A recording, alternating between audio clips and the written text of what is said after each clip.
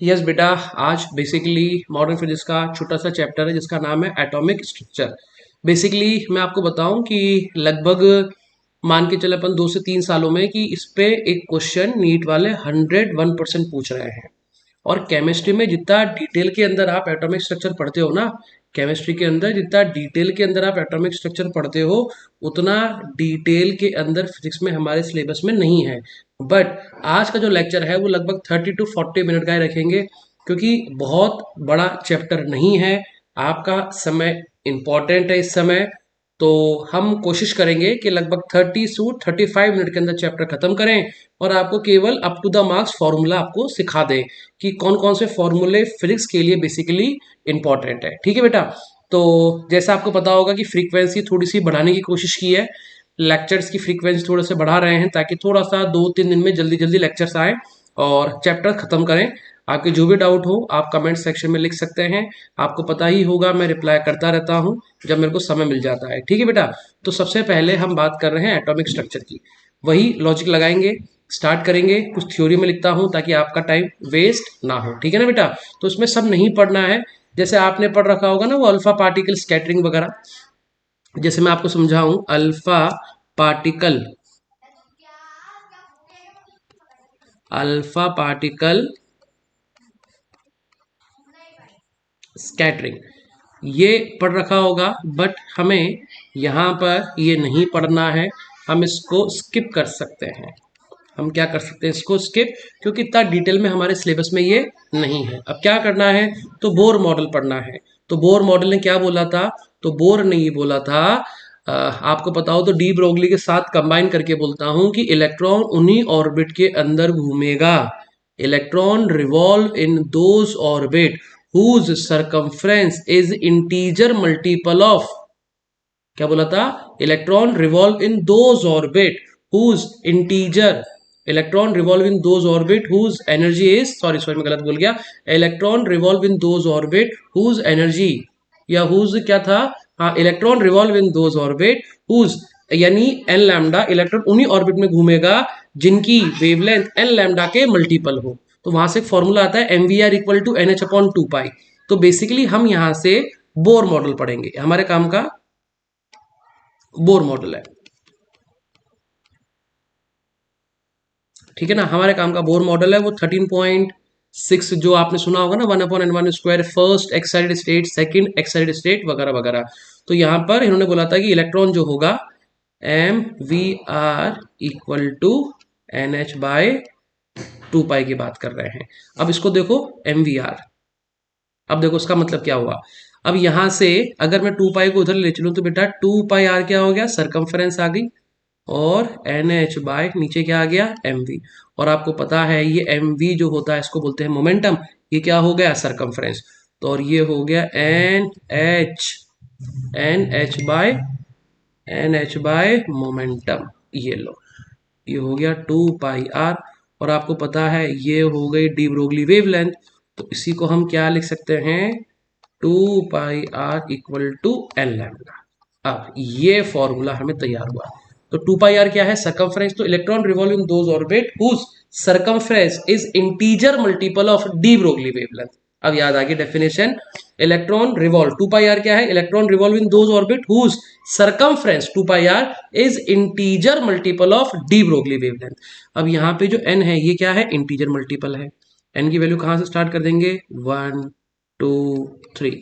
ठीक है, अब मैं कुछ फॉर्मूलाज लिखता हूं फिर मिलते हैं वापस। ठीक है बेटा, देखो बेसिकली बेटा इसके अंदर अपने को जो पढ़ना है ना, वो क्या पढ़ना है, अपने को बोर एटॉमिक मॉडल पढ़ना है या बोर एटॉमिक स्ट्रक्चर पढ़ना है। अब इसके अंदर क्या क्या बातें हैं, मैं केवल और केवल इंपॉर्टेंट बातें बता रहा हूँ। कंप्लीट चैप्टर का डिस्कशन नहीं करने, इस समय क्या पढ़ना है वो बता रहा हूँ। जैसे सबसे पहला जो फॉर्मूला है जो आपके नीट में काम में आने वाला है वो ये है कि बोर का जो रेडियस होता है वो क्या होता है। देखो पहला फॉर्मूला यहाँ पे लिखा गया है बेटा, ये जो आर नॉट होता है इसे बोलते हैं क्या, बोर रेडियस। तो फॉर्मूला क्या बन जाता है बेटा, आर बराबर r naught n square by z. R बराबर r naught n square by z. अब इसमें जेड क्या होता है, एटॉमिक नंबर होता है, एन होता है नंबर ऑफ ऑर्बिट। आप जानते हैं एन बराबर सॉरी जीरो तो पॉसिबल ही नहीं है, तो एन बराबर 1 2 3 से स्टार्ट करते हैं। आर नॉट की वैल्यू 0.53 एंगस्ट्रॉम होती है और एन स्क्वायर बाय जेड। पहला फॉर्मूला आपको ये याद रखना है, ठीक है। दूसरा फॉर्मूले की बात करें, देखो मैंने सारे फॉर्मूले लिखे हैं ताकि टाइम आपका और मेरा दोनों का बचे। मेरा तो नहीं बचता, मेरे को तो लिखने पड़ते हैं, आपका टाइम बच जाए, मैं कोशिश करता हूं कि आपका टाइम बचे। तो देखो टोटल एनर्जी का जो फॉर्मूला होता है आप सब जानते हैं, kinetic plus energy plus potential energy होती है। ये सब फॉर्मूला जानते हैं, minus m e s to power 4 8 epsilon naught square into n square. इन सबको अगर सॉल्व कर लेते हैं तो फॉर्मूला कुछ इस तरह का बनता है बेटा, काइनेटिक एनर्जी का 13.6 electron volt Z square by n square. Potential energy इसकी डबल हो जाती है माइनस की टर्म में। तो टोटल एनर्जी का जो फॉर्मूला कैलकुलेट किया जाता है वो ये आता है -13.6 electron volt Z square by n square. ठीक है। अब इस चैप्टर में यानी एटॉमिक स्ट्रक्चर के अंदर, फिजिक्स के एटॉमिक स्ट्रक्चर के अंदर हम केवल और केवल जो चर्चा करते हैं वो किसकी करते हैं बेटा, फिजिक्स की। यहाँ पे जो चर्चा करते हैं वो केवल और केवल किसकी करते हैं, केवल फिजिक्स के अंदर हाइड्रोजन की। अब हाइड्रोजन की बात करें तो हाइड्रोजन के एटम के लिए Z की वैल्यू कितनी हो गई बेटा, 1 हो गई। तो फॉर्मूला Z की जगह 1 लिख दिया। तो टोटल एनर्जी का जो फॉर्मूला काम में आने वाला है वो ये, टोटल एनर्जी का formula -13.6 electron volt, -13.6 electron volt upon n square, where n is what, तो एन बोल देंगे नंबर ऑफ क्या दिखा रहा है, ऑर्बिट दिखा रहा है, ठीक है ना, इस तरह से। अब इसके बाद मैं वो सीरीज जो होती है आपको याद होगा, लाइमन सीरीज, बामन सीरीज, पार्शियल सीरीज, वो डिस्कस नहीं करूंगा, केवल फॉर्मूला बताऊंगा एनर्जी का रिडबर्ग कांस्टेंट की टर्म में, -13.6 वाला 1/n1² -1/n2²। ठीक है ना, तो मैं फॉर्मूला लिखता हूं, अब तक लिए आप गए और आए। तो बेटा बेसिकली मैंने आपको हाइड्रोजन एटम की बात कर रहा था मैं आपसे, मैंने पूरा चीज़ें लिखी है। तो हमें यहाँ एटॉमिक स्ट्रक्चर, फिजिक्स के एटॉमिक स्ट्रक्चर की बात करें तो हमें केवल और केवल हाइड्रोजन एटम की बात करनी है ना, ठीक है ना। हमें, मैंने जैसे आपको बताया था लाइमन सीरीज, बामन सीरीज की हमें इतनी बात नहीं करनी है, क्योंकि मैं आपको इतना ही पढ़ा रहा हूँ कि जो आप देख लेना नीट के अंदर आएगा, ठीक है ना। तो हाइड्रोजन की बात करिए, सबसे पहला फॉर्मूला हमने आपको क्या डिफाइन कर दिया, ये रहा, ठीक है ना। यहाँ से स्टार्ट करते हैं, शायद मैंने यहाँ पे खत्म करा था 13.6 पे हाइड्रो स्पेक्ट्रम में। तो अब देखो यहाँ से स्टार्ट करते हैं, शायद मेरे को याद नहीं, मैं भूल गया हमने कहाँ से खत्म करा था, फिर से बता रहा हूँ। यहाँ से अगर मान लेते हैं बेटा एक इलेक्ट्रॉन है जो अपर स्टेट से, यानी इसको बोल दिया हमने फाइनल और इसको मान लिया हमने इनिशियल, इसको क्या मान लिया हमने, इनिशियल। तो इलेक्ट्रॉन जब अपर एक्साइटेड स्टेट से लोअर एक्साइटेड स्टेट के अंदर आता है तो हमें पता है एनर्जी रिलीज करता है, और एनर्जी रिलीज करता है किस फॉर्म में बेटा, फोटोन की फॉर्म में। तो फोटोन की फॉर्म में देखो मैंने लिखा भी है initial energy minus final energy. तो एनर्जी ऑफ फोटोन आप पता है, वेवलेंथ की टर्म में लिखना हो तो Sc/λ, या फिर hν, या फिर 12400 अपॉन लैम्डा। मैं फिर रिपीट कर देता हूँ, एनर्जी ऑफ फोटोन लिखने के 3 तरीके हैं। पहला Hc/λ, hν, या फिर 12400 अपॉन लैम्डा, और लैम्डा किस में होना चाहिए, एंगस्ट्रॉम में, और एनर्जी आती है इलेक्ट्रॉन वोल्ट में। तो हमारे फायदे की चीज क्या है, 1,400। अगर मैं यहाँ पे एनर्जी को 12400 अपॉन लैम्डा में लिखूं और लैम्डा एंगस्ट्रॉम में है और यूनिट किस में आ जाए, इलेक्ट्रॉन वोल्ट में, तो जो मैं अभी हाइड्रोजन स्पेक्ट्रम में सारा डाटा लिखूंगा वो किसके अंदर आएगा, एनर्जी, इलेक्ट्रॉन वोल्ट। तो ये फॉर्मूला हमारे काम का रहेगा। तो अब यहाँ से मैंने कैलकुलेशन वगैरह नहीं करी है, डायरेक्ट लिख दिया है बेटा। रिडबर्ग कांस्टेंट की बात करें, 1/λ की अगर बात करें तो 1/λ की बात करें तो एनर्जी का फॉर्मूला आता है Rz², यानी रिडबर्ग कांस्टेंट अगर आपने सुना हो Rz² 1/n2² -1/n1²। तो हम बोलेंगे final square minus initial square, क्योंकि फाइनल की n की वैल्यू ज्यादा रहेगी तो अपन 1 और 2 को हटाते हैं, हम लिखते हैं फाइनल माइनस इनिशियल का स्क्वायर। फिर से फॉर्मूला सुने, Rz², R हो गया रिडबर्ग कांस्टेंट, Z क्या हो गया हमारा एटॉमिक नंबर, 1/n2² -1/n1²। ठीक है। अब हाइड्रोजन की अगर बात करते हैं तो हाइड्रोजन की वैल्यू 1 है, तो 1/λ का फॉर्मूला क्या हो गया, R फाइनल माइनस इनिशियल का स्क्वायर। और इसी को अगर लिखना हो तो ये फॉर्मूला हमारे सबसे ज्यादा काम में आने वाला है। कौन सा फॉर्मूला काम में आना है वाला है बेटा? मैंने गलत अंडरलाइन कर दी थी, देखो इसको अंडरलाइन करना था। 1/λ फॉर्मूला क्या हो जाएगा? 13.6। आपने सुन रखा होगा, पढ़ रखा होगा, रट रखा होगा। यही फॉर्मूला काम का है, 1/λ 13.6 final n final square minus n initial का स्क्वायर। अब सबसे लास्ट जो सबसे काम की चीज स्टार्ट होती है, हाइड्रोजन स्पेक्ट्रम। इसको लिखने में टाइम लगा बहुत ज्यादा, सुने हाइड्रोजन स्पेक्ट्रम क्या है। तो कुछ बातें जहां पे बच्चा कंफ्यूज रहता है, जैसे अगर मैं बात करूं सबसे पहले जो नीचे ग्राउंड स्टेट होती है, ग्राउंड स्टेट में n बराबर क्या लेते हैं? First orbit. अगर हम ग्राउंड स्टेट की बात करते हैं तो फर्स्ट ऑर्बिट कंसीडर किया जाता है। तो हम बोलते हैं जो ग्राउंड स्टेट की एनर्जी होती है वो होती है माइनस का टोटल एनर्जी, लिखा भी है अगर आपको दिख रहा हो 13.6 इलेक्ट्रॉन वोल्ट। इसी को बोलते हैं ग्राउंड स्टेट और n बराबर 1 बोलते हैं। फर्स्ट ऑर्बिट इसको बोलते हैं। सेकेंड ऑर्बिट अगर मैं आता हूं, सेकेंड ऑर्बिट का मतलब होता है फर्स्ट एक्साइटेड स्टेट, है ना। जब हम फर्स्ट एक्साइटेड स्टेट बोलते हैं इसका मतलब हम एक बढ़ा के बात कर रहे हैं। इसका मतलब फर्स्ट एक्साइटेड स्टेट मतलब n बराबर 2 है। सेकेंड एक्साइटेड स्टेट का मतलब होता है n बराबर 3, एक बढ़ाना पड़ेगा, ठीक है ना। तो अगर मैं आपको बोलता हूं थर्ड ऑर्बिट, थर्ड ऑर्बिट का मतलब हो गया सेकेंड एक्साइटेड स्टेट। एग्जाम में यहीं पे हम गलतियां करते हैं, थर्ड एक्साइटेड स्टेट को n बराबर 3 मान लेते हैं। थर्ड एक्साइटेड स्टेट का मतलब कौन सा ऑर्बिट है? 4। एनर्जी लिखी है अगर आपको दिख रहा हो, ग्राउंड स्टेट की अगर आप एनर्जी देखें माइनस का 13.6 है, ऊपर माइनस 13.4 इलेक्ट्रॉन वोल्ट है, ऊपर चले तो माइनस 1.51 इलेक्ट्रॉन वोल्ट, और ऊपर वाला है माइनस लगाना भूल गया, माइनस 0.85 इलेक्ट्रॉन वोल्ट। ठीक है, ये सब मैंने लिखा, एक्साइटेड स्टेट समझाई, ऑर्बिट समझाया। अब जो हमें सबसे महत्वपूर्ण इंपॉर्टेंट जो चीज है वो क्या है? वो ये है कि अगर इलेक्ट्रॉन यहां से यहां आता है, भाई कहां से कहां? फर्स्ट एक्साइटेड स्टेट से अगर ग्राउंड स्टेट में आता है तो कितनी एनर्जी रिलीज करेगा? 10.2 इलेक्ट्रॉन वोल्ट। ये डाटा रटा होना चाहिए, कंपल्सरी। अगर सेकेंड एक्साइटेड स्टेट से ग्राउंड स्टेट में आता है तो 12.09, 3 नंबर याद रखना है, 10.2, 12.09 और 12.75। 10.2, 12.09, 12.75, बस ये तीन ही काम में आते हैं। हो सकता है इसी के अंदर आपको मिक्स करके फोटो इलेक्ट्रिक इफेक्ट का क्वेश्चन बना दिया जाए कि इलेक्ट्रॉन यहां से यहां आया है, एनर्जी किसकी आ गई? फोटोन की आ गई। अब E बराबर SC बाय लैम्डा, लैम्डा पूछ लें आपसे, बात समझ रहे हो ना। तो ये आपको याद रखना है, फर्स्ट एक्साइटेड स्टेट मतलब n बराबर 2, सेकेंड एक्साइटेड स्टेट मतलब n बराबर 3 की बात होगी। 10.2, 12.09 और 12.75 तीनों डाटा इलेक्ट्रॉन वोल्ट में है। ये हाइड्रोजन स्पेक्ट्रम मैंने लिखा भी इंपॉर्टेंट 2026, हाइड्रोजन स्पेक्ट्रम से ही क्वेश्चन आएगा, ठीक है ना। यही याद रखना है, ऑर्बिट, ग्राउंड स्टेट और उनकी एनर्जीज और डिफरेंस याद रखना है, ठीक है।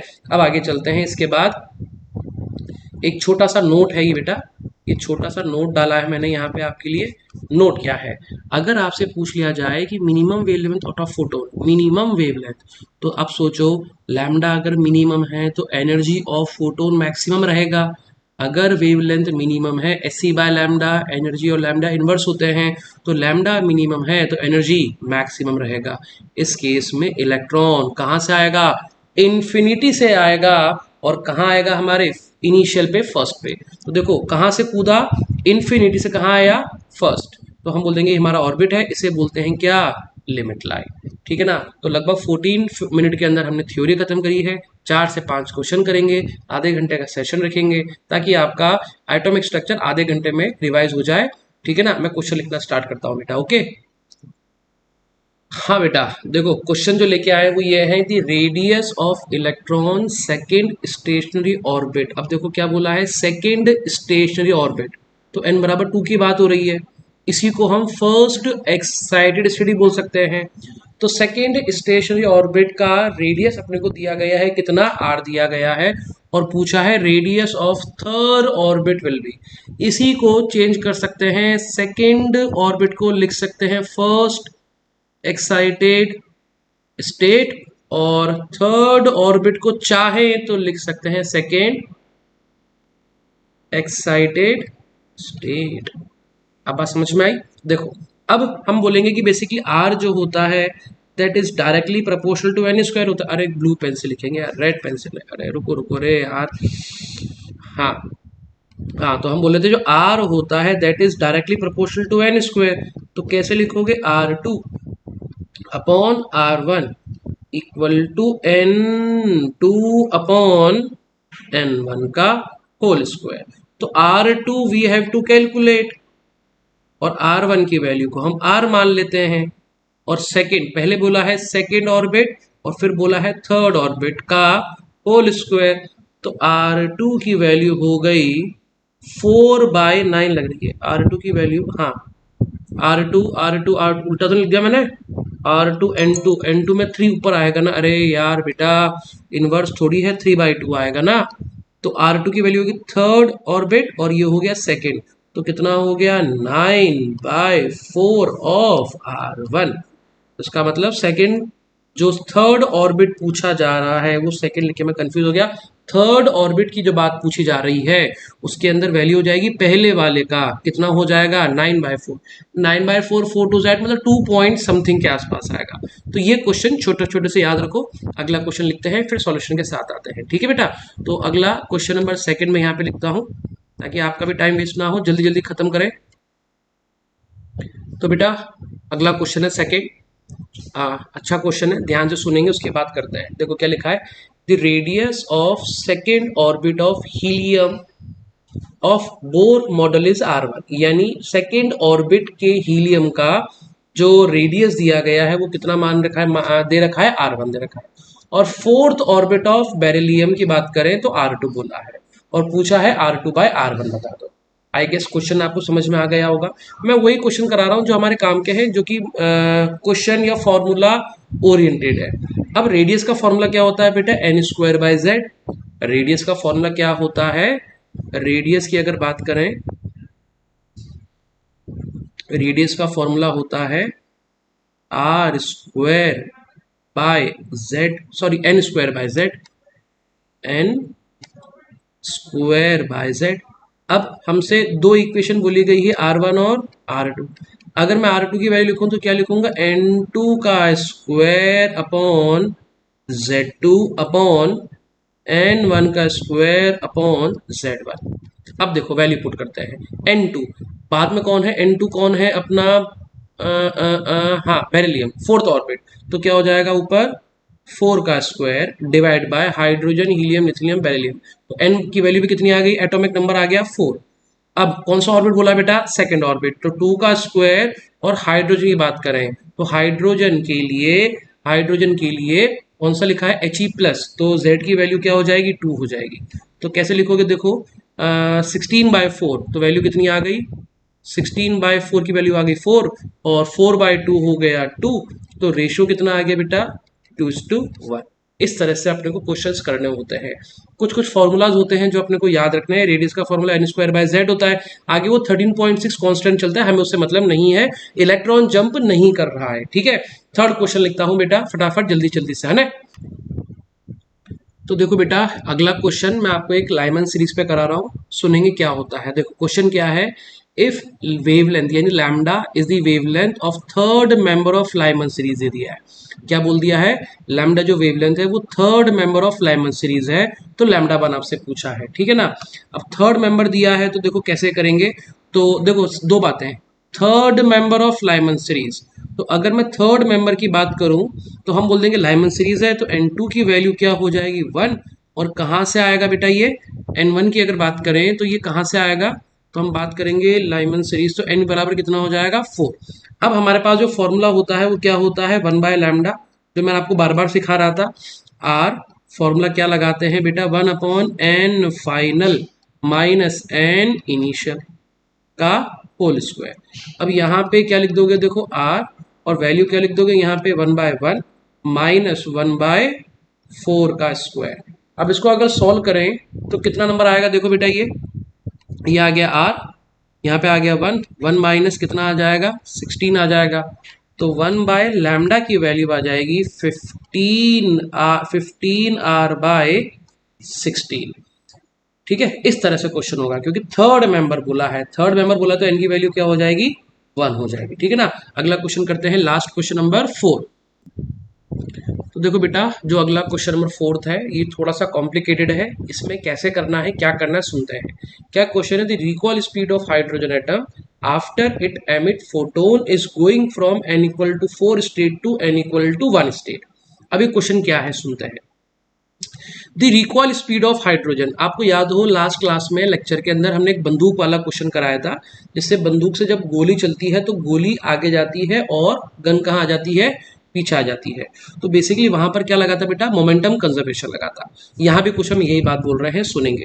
अब रिकॉइल स्पीड की बात हो रही है तो हम ऐसा बोल सकते हैं कि ये हमारा एटम है। इससे अगर कोई हाइड्रोजन एटम की बात करें तो hydrogen atom after it emit a photon, तो इसने क्या एमिट कर दिया है बेटा, फोटोन एमिट कर दिया है। तो इसका मतलब ये पीछे आएगा, इसी को क्या बोलेंगे बेटा, रिकॉइल स्पीड बोलेंगे। तो सबसे पहले तो वेवलेंथ निकालनी पड़ेगी, सबसे पहले क्या निकालनी पड़ेगी, वेवलेंथ। कैसे निकलेगी वेवलेंथ, 1/λ इक्वल टू आर। यहाँ पे क्या लिखोगे, 1/। अब देखो कहाँ से कहाँ बोला है, n बराबर 4 स्टेट। अब एक्साइटेड नहीं बोला है, स्टेट बोला है। कहाँ जा रहा है, n बराबर 1, तो 1/1 का स्क्वायर माइनस 1/4 का स्क्वायर कर देंगे। तो यहाँ से 1/λ आर, तो ये तो हो गया बेटा 1/1 ही लिख देता हूँ, चलो मैं इसको 1/1 की लिखने की जरूरत नहीं है।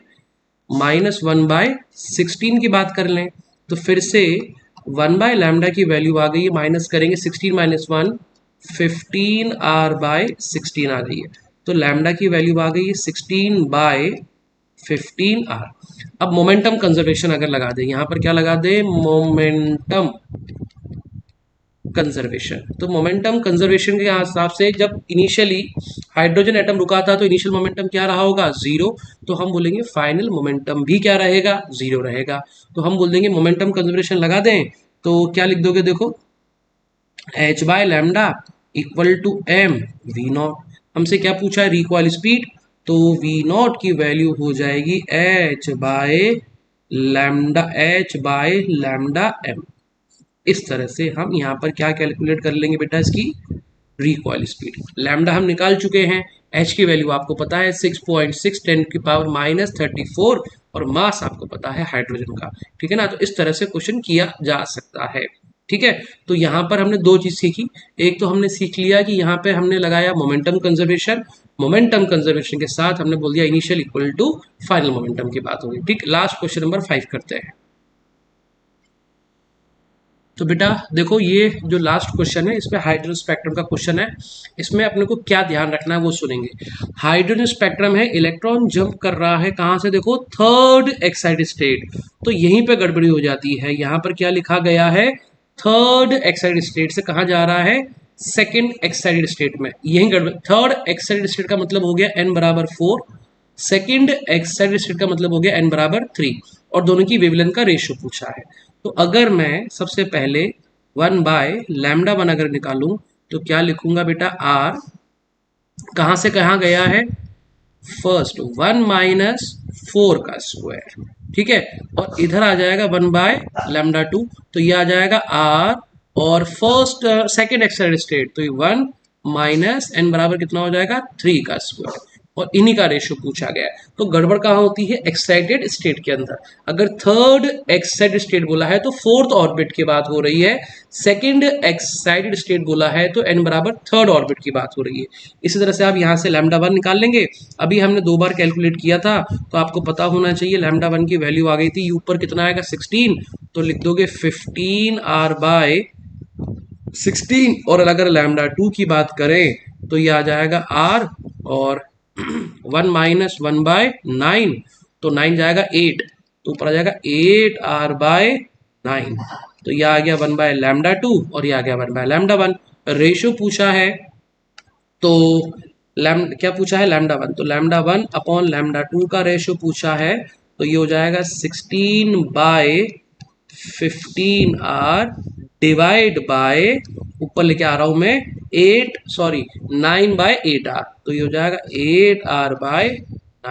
तो r से r कट जाएगा, कुछ कट पिट रहा हो तो देख लेना, 15 9 तो हो गया 16 इंटू 8/15 इंटू 9, ये रेशो आ जाए। ठीक है, तो बेसिकली आज का जो जो चैप्टर था एटॉमिक स्ट्रक्चर, जैसे मैंने बोला था कि हम इसको लगभग लगभग आधे घंटे के अंदर कोशिश करेंगे खत्म हो जाए, तो हमने आज एटॉमिक स्ट्रक्चर खत्म करा है। जो भी आपके डाउट आते हैं आप उनको कमेंट में लिख दीजिए, मैं रिप्लाई करता रहूँगा। ठीक है बेटा, thank you, bye bye, good night.